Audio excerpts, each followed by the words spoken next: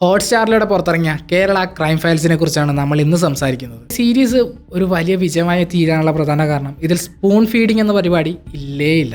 അതായത് നിങ്ങൾ വേണമെങ്കിൽ മനസ്സിലാക്കി എടുത്തോളൂ എന്ന് പറഞ്ഞാണ് ഈ സീരീസ് അവരെ പുറത്തുവിട്ടിരിക്കുന്നത്. അപ്പോൾ ഇതിൽ ഒരുപാട് സംശയങ്ങൾ, ഒരുപാട് സ്ഥലത്ത് സംശയങ്ങൾ എല്ലാവർക്കും ഉണ്ടാകും. അപ്പോൾ അതിൽ എനിക്ക് മെയിനായിട്ട് തോന്നിയ കുറച്ച്, അതായത് അധികം ആർക്കും കലങ്ങില്ല എന്ന് തോന്നുന്ന കുറച്ച് കാര്യങ്ങളെക്കുറിച്ച് മാത്രമാണ് ഞാൻ ഈ വീഡിയോയിലൂടെ സംസാരിക്കുന്നത്.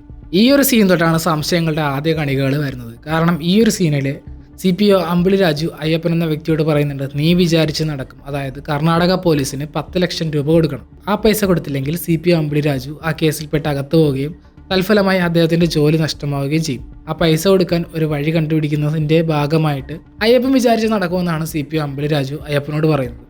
അപ്പോൾ ആ ഒരു കാര്യത്തെക്കുറിച്ച് അവിടെ അവർ പറയുന്നില്ല.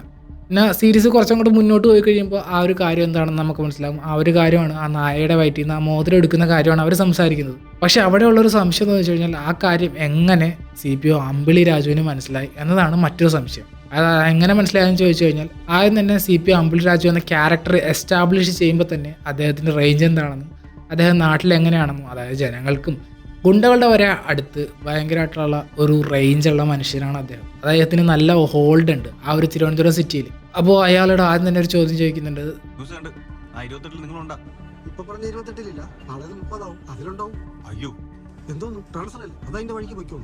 നാളെ സ്ഥലം മാറ്റമില്ല, അപ്പോൾ നിങ്ങൾക്ക് സ്ഥലം മാറ്റം കിട്ടുമെന്ന് ചോദിക്കുന്നുണ്ട്. അപ്പോൾ ഇന്ന് വന്ന 28 ലിസ്റ്റിൽ എൻ്റെ പേര് ഉണ്ടാവില്ല, നാളെ ഒരു 30 ലിസ്റ്റ് വരും, അതിൽ എൻ്റെ പേര് എന്തായാലും ഉറപ്പായിട്ടും ഉണ്ടാകുമെന്നാണ് അദ്ദേഹം മറുപടി പറയുന്നത്. സ്റ്റേഷനിൽ നടക്കുന്ന കാര്യങ്ങൾ 2-3 ദിവസത്തിന് മുമ്പോട്ടുള്ള കാര്യങ്ങളായാലും പുറകോട്ടുള്ള കാര്യങ്ങളായാലും എല്ലാം പുള്ളിക്ക് മനസ്സിലാക്കാൻ പുള്ളിക്ക് ഓരോ സ്ഥലത്തും ഓരോ ആൾക്കാരുണ്ടെന്നാണ് അവിടെ പറഞ്ഞു വെക്കുന്നത്. അതുകൊണ്ടാണ് പുള്ളിക്ക് ഈ ഒരു നായയുടെ വയറ്റിൽ മോതിരമുള്ള കാര്യം ഈ ഒരു പർട്ടിക്കുലർ സീനിൽ പറയാതെ അയാൾക്ക് മനസ്സിലാക്കി എടുക്കാൻ സാധിച്ചത്.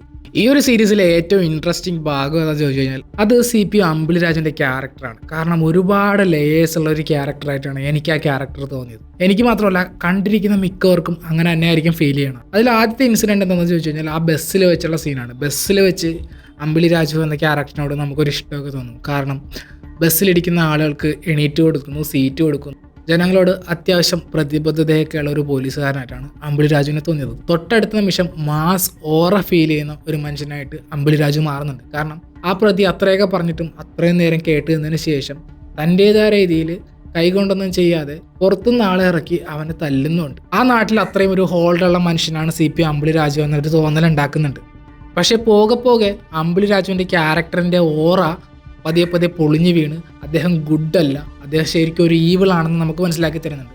അതിനൊരു ഉദാഹരണമായിട്ട് പറഞ്ഞു കഴിഞ്ഞാൽ, ഒരു ഭാര്യ ഉണ്ടായിരുന്ന സമയത്ത് കൂടി സ്വന്തം ഭാര്യയുടെ ഇഷ്ടത്തോടുകൂടി മറ്റൊരു സ്ത്രീയുടെ അടുത്ത് പോകുന്ന വ്യക്തിയായിരുന്നു അമ്പിളി രാജു എന്ന് അമ്പിളി രാജുവിൻ്റെ ഭാര്യ തന്നെ പോലീസുകാരോട് സമ്മതിക്കുന്നുണ്ട്. പോരായിട്ട് അവർക്ക് ഗർഭം ഉണ്ടായപ്പോൾ അവളെ കല്യാണം കഴിക്കുകയും തൻ്റെ സ്വന്തം ഭാര്യയെ അയ്യപ്പന്, അതായത് കൊടും കുറ്റവാളിയായ അയ്യപ്പന് കല്യാണം കഴിച്ചു കൊടുക്കുകയും ഇടയ്ക്കിടയ്ക്ക് അവിടെ പോയി ബന്ധം പുലർത്തുകയും ചെയ്യുന്ന വ്യക്തിയായിരുന്നു അമ്പിളി രാജു. ഇനി ഇത് മാത്രമല്ലാണ്ട് അമ്പിളി രാജുവിന് അവിടെയുള്ള ഗുണ്ടകളോടും നേതാക്കന്മാരോടും എല്ലാവരോടും കമ്മിറ്റ്മെൻറ്റ്സ് ഉണ്ട്. തിരിച്ച് അവർക്കും അമ്പിളി രാജുവിനോട് കമ്മിറ്റ്മെൻറ്റ്സ് ഉണ്ട്. അതായത് എന്തെങ്കിലും സഹായം ചെയ്ത് കൊടുത്തു കഴിഞ്ഞാൽ, നിയമോപദേശമല്ലാതെ എന്തെങ്കിലും സഹായം ചെയ്ത് കൊടുത്തു കഴിഞ്ഞാൽ പോലും പുള്ളി പൈസ വാങ്ങിക്കാറില്ല. ഒന്നിൻ്റെ പേരിലും ആരോടും 10 പൈസ പോലും പുള്ളി വാങ്ങാറില്ല.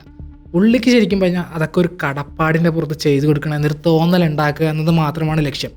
ആ ഒരു രീതിയിൽ അവിടെ ഹോൾഡ് ഉണ്ടാക്കുക, അവരിൽ നിന്ന് കിട്ടുന്ന ബഹുമാനം, ആ ഒരു ബഹുമാനത്തിൻ്റെ ലഹരി നുണയുന്ന ഒരു വ്യക്തിയായിട്ടാണ് എനിക്ക് CPO അമ്പിളി രാജുവിനെ തോന്നിയത്.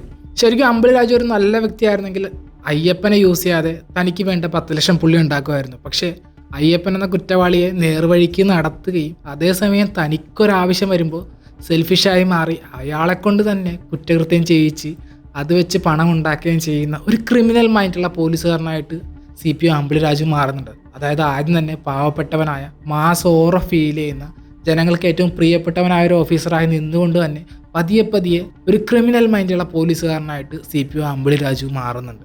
ഇനി ഈ സീരീസിലെ മർമ്മപ്രധാനമായ ഭാഗം എന്ന് പറയുന്നത് ക്ലൈമാക്സ് ആണ്. ക്ലൈമാക്സിൽ പ്രതി തൂങ്ങി മരിച്ചു എന്ന് പോലീസുകാർ വിചാരിക്കുന്ന സമയത്താണ് കറണ്ട് വരുന്നത്. കറണ്ട് വരുന്ന സമയത്ത് അവർ ഓടിപ്പോവുകയും പെട്ടെന്ന് എന്തൊക്കെയോ സംഭവിച്ച് പ്രതിയുടെ കാലിൽ കയറി പിടിക്കുകയും അവന് ജീവനുണ്ടെന്ന് മനസ്സിലാക്കുകയും അവനെ ഹോസ്പിറ്റലിലാക്കുകയും ചെയ്യുന്നുണ്ട്. ഈ ഒരു ഭാഗത്ത് ഒരുപാട് സംശയങ്ങളുടെ കാര്യമൊന്നുമില്ല. കാരണം അതിനുള്ള എക്സ്പ്ലനേഷൻ ആ ഒരു സീനിൽ തന്നെ നമുക്ക് കാണാൻ സാധിക്കും. കാരണം അവർ വന്ന് അടുക്കുന്ന സമയത്താണ് കറണ്ട് പോകുന്നത്. കറണ്ട് പോകുന്ന സമയത്ത് പോലീസ് ഓഫീസറായ നോബിൾ തൻ്റെ വാച്ചിൽ നോക്കുന്നുണ്ട്, അങ്ങനെ സമയം കാൽക്കുലേറ്റ് ചെയ്യുന്നുണ്ട്. പിന്നെ ഇതിൽ നമ്മൾ സയൻറ്റിഫിക്കലി നോക്കുകയാണെങ്കിൽ ഒരു മനുഷ്യൻ തൂങ്ങാൻ കയറി കഴിഞ്ഞ് കഴിഞ്ഞാൽ 30 സെക്കൻഡിനുള്ളിൽ ശ്വാസം മുട്ടിന് ശേഷം അവൻ കോൺഷ്യസ് ആവും. അതായത് അവൻ്റെ ബോധം മറയും.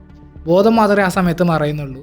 അതായത് ശരീരം പൂർണ്ണമായിട്ട് അവസാനിക്കണം, അല്ലെങ്കിൽ അവസാനത്തെ ശ്വാസം കൂടി അവസാനിക്കണമെങ്കിൽ ഏകദേശം 3 to 6 മിനിറ്റ്സ് എടുക്കും. അപ്പോൾ ഈ ഒരു 3 to 6 മിനിറ്റിനുള്ളിൽ ആളെങ്കിലും അവനെ രക്ഷിച്ചു കഴിഞ്ഞാൽ ഉറപ്പായിട്ടും അവന് രക്ഷപ്പെടാൻ സാധിക്കും. അങ്ങനെയാണ് ഈ ഒരു തൂങ്ങിയ മരണത്തിന്റെ സയന്റിഫിക് സൈഡ് ഇരിക്കുന്നത്. അതുകൊണ്ട് പ്രതിയെ രക്ഷിക്കാൻ പോലീസുകാർ വലിയ ബുദ്ധിമുട്ടുകളൊന്നും ഉണ്ടായിരുന്നില്ല. ഇനി ഇതിലെ മറ്റൊരു ഇൻട്രസ്റ്റിംഗ് ആൻഡ് ഭയങ്കരമായിട്ട് നമുക്ക് ഒരു ഇഷ്ടം തോന്നുന്ന ഒരു ഭാഗം ഏതാണെന്ന് ചോദിച്ചു കഴിഞ്ഞാൽ ഇതിൻ്റെ ആ എൻഡ് സീനാണ്. കാരണം ഒരേ സമയം പ്രതിയും ചിരിക്കുന്നു, അതേസമയം പോലീസ് ഓഫീസറും ചിരിക്കുന്നു, അതേസമയം ആ ഡോഗ് എല്ലാം നോക്കി തൻ്റെ യജമാനെ നോക്കി വാലാട്ടുന്നു. അത് വല്ലാത്തൊരു കൾട്ട് സീനായിട്ടാണ് എനിക്ക് തോന്നിയിട്ടുള്ളത്. കാരണം അങ്ങനത്തെ ഒരു സീൻ അടുത്ത കാലത്ത് ഇറങ്ങിയ മലയാള സിനിമകളിലോ സീരീസുകളിലോ ഒന്നും കണ്ടിട്ടില്ല. അതുകൊണ്ട് തന്നെ അത് ഭയങ്കര മനോഹരമായിട്ടുള്ളൊരു സീനായിട്ട് അതിന് പറ്റിയ ഒരു ബീജം തന്നെയാണ് അവിടെ വെച്ച് കൊടുത്തിട്ടുള്ളത്. സോ ക്ലൈമാക്സിൽ പ്രതിയായിരുന്ന ജെയ്സ്മോൻ എങ്ങനെയാണ് ഇവർ രണ്ടുപേരെയും കൊന്നിരിക്കുക എന്നത്. അതായത് ഈ സീരീസ് മുന്നോട്ട് പോകുന്ന സമയത്ത് ഒരു ട്രാൻസ്ജെൻഡർ ലേഡീനെ പോലീസുകാർ ക്വസ്റ്റ്യൻ ചെയ്യുന്നുണ്ട്. ആ ഒരു സമയത്ത് നമുക്ക് കാണാൻ സാധിക്കും ഒരാൾ തുടർച്ചയായിട്ട് ഇവിടെ നായകൾക്ക് ഭക്ഷണം കൊടുക്കാൻ വരുന്നുണ്ടെന്ന് അവർ പറയുന്നുണ്ട്. പിന്നെ ജെയ്സ്മോൻ്റെ വീട്ടിലെ പോലീസുകാർ എത്തുന്നിടത്ത് അവിടെ ഒരു ഫ്രിഡ്ജ് കാണിക്കുന്നുണ്ട്, കുറച്ച് പോളിത്തീൻ ബാഗ്സ് കാണിക്കുന്നുണ്ട്. അപ്പോൾ ഇതിൽ നിന്നൊക്കെ അവരെ വെട്ടി നുറുക്കിയായിരിക്കും കൊന്നിരിക്കുക. അതിനുശേഷം ഓരോ കവറിലാക്കി ഓരോ ദിവസം നായകൾക്ക് കൊടുക്കുക എന്നതാണ് പുള്ളി ചെയ്യുന്ന വിനോദം. ഇത്രയൊക്കെയാണ് ഈ സീരീസിനെ കുറിച്ച് പറയാനുള്ളത്. അപ്പോൾ ഈ ഒരു വീഡിയോ നിങ്ങൾക്ക് ഇഷ്ടമായെങ്കിൽ സബ്സ്ക്രൈബ് ചെയ്യുക, സപ്പോർട്ട് ചെയ്യുക. ഇഷ്ടമായില്ലെങ്കിൽ ഡിസ്ലൈക്ക് ചെയ്യുക. അപ്പോൾ ഈ സീരീസിൽ ഈ പാർട്ടിക്കുലർ ഭാഗത്തല്ലാണ്ട് വേറെ ഏതെങ്കിലും ഭാഗത്ത് നിങ്ങൾക്ക് എന്തെങ്കിലും കൺഫ്യൂഷനോ സംശയങ്ങളോ ഒക്കെ ഉണ്ടെങ്കിൽ അത് താഴെ കമൻറ്റ് ചെയ്താൽ മറ്റുള്ളവർക്ക് ഉപകാരപ്രദമായിരിക്കും. അപ്പോൾ ഈ ഒരു വീഡിയോ വൈൻഡപ്പ് ചെയ്യുകയാണ്. നന്ദി, നമസ്കാരം.